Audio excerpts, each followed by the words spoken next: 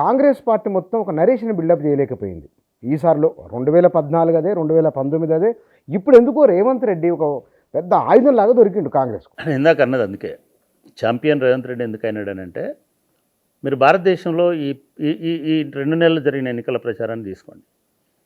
ఏ ఒక్క రాష్ట్ర ముఖ్యమంత్రి కూడా ఎస్సీలు ఎక్కడ ముఖ్యమంత్రులు లేరు, కానీ బీసీలు ఉన్నటువంటి ముఖ్యమంత్రులు అక్కడిక్కడ ఉన్నప్పటికీ, లేదా మేము బీసీల పార్టీలమని చెప్పుకుంటున్నది, లేదా నేషనల్ లెవెల్లో బీసీలుగా ఉన్నటువంటి వాళ్ళు మాట్లాడుతున్నటువంటివి కూడా చూసినప్పుడు రేవంత్ రెడ్డి అంత బలంగా ఒక స్టాండ్ తీసుకొని, ఇగో మేము బీసీల కోసమే, మేము ఎస్సీల కోసమే, మేము ఎస్టీల కోసమే అని చెప్పలేదు, చెప్పేటువంటి ధైర్యం చేయలేదు. ఎందుకంటే వీళ్ళకు ఒక మిత్ ఉంది, మనం బీసీల వైపు అంటే, మనం రిజర్వేషన్ల వైపు అంటే, మనం ఎస్సీల వైపు అంటే ఓసీలు ఓట్లేరేమో అనేటువంటిది ఉంది. కానీ రేవంత్ రెడ్డికి చాలా స్పష్టంగా తెలుసు, తెలంగాణలో ఓసీలు అంటే రెడ్లు నా వెంబడే ఉంటారు, నేను ఏది చెప్పినా కూడా నేను నిలబడడం ముఖ్యం కాబట్టి వాళ్ళు కూడా నాతో నిలబడతారు అనేటువంటి ఒక ధైర్యం ఉండడం వల్ల మీరు అన్నట్టుగా ఇవాళ నేషనల్ లెవెల్లో నిన్న మాట్లాడుకుంటే అది కూడా చెప్పినాడు, నేను మాట్లాడిన మాటలు ఇవాళ నేషనల్ లెవెల్ ఎజెండా అయినాయి. That is true. నిన్న ఇవాళ నేషనల్ ఛానల్స్ అన్ని రేవంత్ రెడ్డిని హైలైట్ చేసుకుంటూ వచ్చినాయి. రిజర్వేషన్ల ఇష్యూను హైలైట్, ఇది కేవలం ఆంధ్రప్రదేశ్లో, తెలంగాణలో, ఆంధ్రప్రదేశ్లో ఉండదు. ఇది ఇప్పుడు జరగబోయే మిగతా ఫేజ్లలో జరిగేబోయే ఎన్నికలలో కూడా ఇది కాంగ్రెస్ పార్టీ దీన్ని అందిపుచ్చుకొని ప్రచారాస్త్రంలాగా మార్చుకుంటారు. రెండోది ఏమన్నాడు ఆయన, నేను రిజర్వేషన్లు మాట్లాడినందుకు గుజరాతీ పోలీసులు వచ్చి నన్ను, ఢిల్లీ పోలీసులు వచ్చి నన్ను అరెస్ట్ చేస్తున్నారు. ఇది ఒకప్పుడు బ్రిటిష్ వాడు ఎట్లాగైతే గుజరాత్లో, సూరత్లో అడుగుపెట్టి దేశాన్ని ఆక్రమించినాడో, ఇప్పుడు అదే సూరత్ నుంచి వచ్చిన వాళ్ళు మొత్తం దేశాన్ని చాలా గట్టి బలమైనటువంటి వాదనలు తీసుకొస్తున్నాడు. దీనివల్ల కాంగ్రెస్ పార్టీకి నిజంగా కూడా ఒక వాయిస్ దొరుకుతుంది అనేది మొదటిదైతే. ఈ 3 నెలల ఎన్నికల ప్రచారము లేదా ఒక 2 ఏళ్ల ప్రయాణంలో భారతీయ జనతా పార్టీ ఎప్పుడు కూడా కాంగ్రెస్ పార్టీ లేవనెత్తిన అంశానికి సమాధానం చెప్పలేదు. అది ట్రిపుల్ తలాక్ అయి ఉండొచ్చు, అది పౌరసత్వ చట్టం అయి ఉండొచ్చు, అది మిగతా ఏ విధాన నిర్ణయం అయి ఉండొచ్చు, చివరికి రైతుల ఆందోళన అయిన ఉండొచ్చు. కాంగ్రెస్ పార్టీ తరచుగా వీటిని చెప్పుకుంటూ దేశమంతా తిరుగుతున్నప్పటికీ కూడా వాళ్లకు రెస్పాన్స్గా బీజేపీ ఎప్పుడు చెప్పలేదు, ఇగ్నోర్ చేసింది.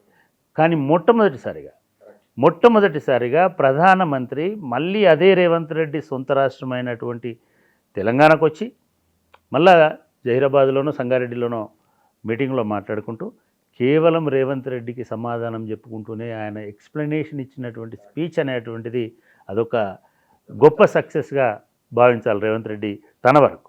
ఎందుకంటే ఆయన వేరేది చెప్పకుండా ఆయన 4 అంశాలని మళ్ళీ రీటరేట్ చేసినాడు.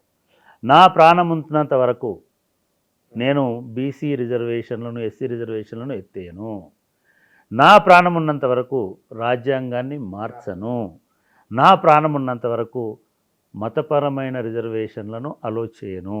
ఈ 3 ప్రామిసులు ఆయన మీద ప్రమాణం చేసుకొని ఆయన ప్రాణాన్ని పణంగా పెట్టి నేను వీటిని కాపాడుతానని చెప్పాడు.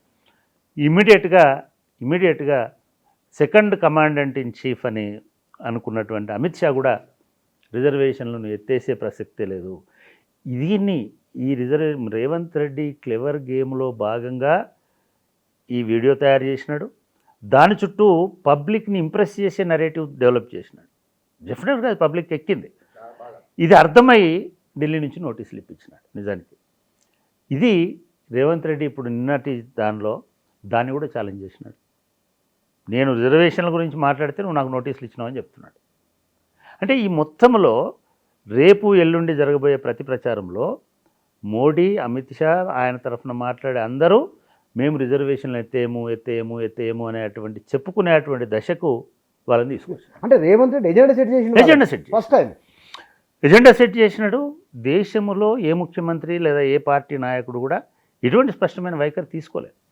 మనము మొన్న ఎప్పుడో మాట్లాడుకున్నప్పుడు లేకపోతే ఇంకెక్కడో మాట్లాడుతున్నప్పుడు ఒక బీసీ నాయకుడు నాతోటి, చాలా ముఖ్యమైన బీసీ నాయకుడు, ముఖ్యంగా బీఆర్ఎస్లో ఉన్నటువంటి బీసీ నాయకుడు, ఆయన కొంత ఇంటలెక్చువల్ దీనిలో ఉండేటువంటి ఆయన నాతో చెప్పింది ఏంటంటే, ఈ పార్టీ ఇప్పటికైనా సరే బీసీ ఎజెండా ఎత్తుకుంటే, జస్ట్ 3-4 రోజుల కింద బీసీ ఎజెండా ఎత్తుకుంటే బాగుండేది, ఈ పార్టీ ఇప్పటికైనా సరే బీసీలను కలుపుకుంటే బాగుండేది, ఈ పార్టీ ఇప్పటికైనా సరే బీసీల అంశాలను గట్టిగా ప్రచారం చేస్తే బాగుండేది, ఎందుకంటే కాంగ్రెస్ పార్టీ రెడ్ల పార్టీ అనేటువంటిది ఒక అభిప్రాయం ఉంటుంది కాబట్టి బీసీల వాయిస్గా బీఆర్ఎస్ కనుక ఒక ఆప్షన్ ఉన్నది. మారితే బాగుండేది అనేటువంటి అంశాన్ని ఆయన నాతో డిస్కస్ చేసినాడు. కరెక్ట్గా 24 గంటల్లో రేవంత్ రెడ్డి అసలు ఏ బీసీ నాయకుడి కంటే తీసిపోని విధంగా దాన్ని ఒక అడ్వాంటేజ్గా మలుచుకున్నాడు. ఆర్టికులేషన్ బ్రహ్మాండంగా డెవలప్ చేసినాడు. హిస్టారికల్ ఫ్యాక్ట్స్ పేపర్స్ ముందర పెట్టినాడు. పెట్టి ఇగో మా పాలసీ ఇదే, మేము దీంతోటే ఎలక్షన్లకు పోతాము, దీన్ని నిలబెట్టడానికి కాపాడడానికే మేము బీసీ ఎస్సీ ఎస్టీ రిజర్వేషన్ల కోసమే మేము ఉంటాం. నిజానికి నేషనల్ కాంగ్రెస్ పార్టీ కూడా ఈ రోజు వరకు మేము రిజర్వేషన్ల కోసమే ఉంటామని చెప్పలేదు. చెప్పకపోగా నేను ఈ మధ్య వాళ్ళ మేనిఫెస్టో న్యాయపత్ర చూసిన, ఎవరో ఒక బీసీ చోటా నాయకుడు ట్విట్టర్లో, కాంగ్రెస్ నాయకుడే, ఏదో ఈబీసీ రిజర్వేషన్లను ఎత్తేయాలా ఇట్లాంటిదో మాట్లాడారు. దానిలో ఎవరో పెట్టారు, ఒకసారి మీ మేనిఫెస్టో చదవండి. మీ మేనిఫెస్టోలో ఈబీసీలో 10% రిజర్వేషన్లను కొనసాగిస్తామని ఉంది. ఒకటి, మీరు ఈబీసీ రిజర్వేషన్లను చేసినప్పుడు కాంగ్రెస్ పార్టీ ఎప్పుడు ఆందోళన చేయలేదు, అపోజ్ చేయలేదు. చేయకపోగా వెరీ గుడ్ అని చెప్పినారు. అంటే ఒక 4% ఉన్న ఈ ఓసీలలో ఉన్న వెనుకబడిన వర్గాలకి 10% రిజర్వేషన్లు పెట్టినప్పుడు మీరు మాట్లాడలేదు, ఇప్పుడు నువ్వు ఎట్లా అపోజ్ చేస్తున్నావు అని వాడు అడిగినాడు. అంటే ఈ కాంటెక్స్ట్లో కాంగ్రెస్ పార్టీ ఓసీ ఓట్లు పోతాయేమో, బ్రాహ్మణులకు దూరం అవుతామేమో, జాట్లకు దూరం అవుతామేమో, నార్త్ ఇండియన్ సెంట్రిక్ పార్టీలన్నీ అదే స్టాండ్లో. ఓన్లీ డిఎంకే లాంటి పార్టీలే దాన్ని అపోజ్ చేసినాయి. డిఎంకే లాంటి పార్టీ తీసుకున్నటువంటి స్టాండ్ని బీఆర్ఎస్ తీసుకోవాల్సి ఉండే అప్పుడు, కానీ తీసుకోలేదు. ఈవెన్ ఇప్పుడు కూడా ఈ రిజర్వేషన్ల వివాదంలో వాళ్ళు తలదూర్చట్లే. వాళ్ళకున్న భయం ఏమంటే, ఓహో మోడీ నువ్వు ఒకటే అని అనడమో, లేదా కాంగ్రెస్ నువ్వు ఒకటే అని అంటారేమో అనేటువంటి భయం. పాత అనుభవం అంటే వీళ్ళకున్న నేరేటివ్స్ని బలంగా చెప్పేటువంటి వాతావరణం లేదు. మీడియా అంతా ఒక ఏకపక్షమైనటువంటి దీనిలో వాళ్ళని పూర్తిగా కార్నర్ చేసే పరిస్థితిలో ఉంది కాబట్టి వాళ్ళు కొంత ఆచితూచి చేసినారు. కానీ రేవంత్ రెడ్డికి ఆ భయం లేదు. ఇప్పుడు హీ హిమ్సెల్ఫ్ ఇస్ ఓసీ అయినా కూడా ఏం చెప్తున్నాడు, నేను అధికారంలోకి వచ్చి ఇక్కడ కూర్చున్నానంటే మీ వల్లనే, ఎస్సీ ఎస్టీ కృతజ్ఞత అని చెప్తున్నాడు. ఇది లీడర్కు ఉండాల్సినటువంటి లక్షణం. లీడరు నా కులం వల్ల ఏదో కర్ణాటకలో పోయి మాట్లాడినాడు అనేవి వీడియోలో వస్తుంటాయి కదా, రెడ్లకే పరిపాలన ఉంటుంది, ఇంకోటి ఉంటుంది, ఇది వదిలేసి నా కుర్చీ మీ వల్ల కాబట్టి మీ దయ అంటున్నాడు.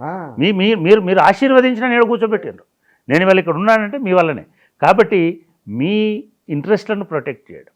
వాళ్ళ ఇంట్రెస్ట్లు అంటే ఏంటి? ఇప్పుడు బీజేపీ ఒకటి తీసుకొచ్చిన దానిలో రిజర్వేషన్ అనేది.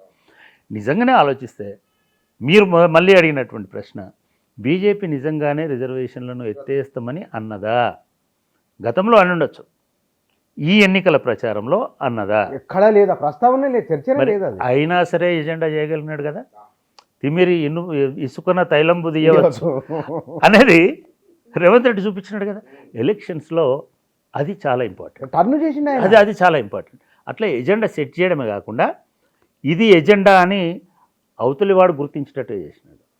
అవతలివాడు గుర్తించేటట్టు చేసి నరేంద్ర మోడీ ఒక్క రైతులది వెనక్కి తీసుకున్నప్పుడు కూడా క్షమాపణ చెప్పలేదు, లేకపోతే హామీ ఇవ్వలేదు, నా లైఫ్లో నేను రైతుల జోలికి రానని చెప్పలేదు. కానీ ఇవాళ నా లైఫ్లో నేను బీసీ ఎస్సీ ఎస్టీల జోలికి రాను, ఆ రిజర్వేషన్లను నేను బతికున్నంతవరకు నేను తీసేయలేను అని అష్యూరెన్స్ ఇప్పించుకున్నదాకా దట్ ఈస్ ఫస్ట్ సక్సెస్. ఈ డిబేట్లో, ఈ డిస్కషన్లో మొదటి సక్సెస్ రేవంత్ రెడ్డి సాధించింది అటువంటి అష్యూరెన్స్ వాళ్ళ ద్వారా ఇప్పించడం అని నేను అనుకుంటున్నాను.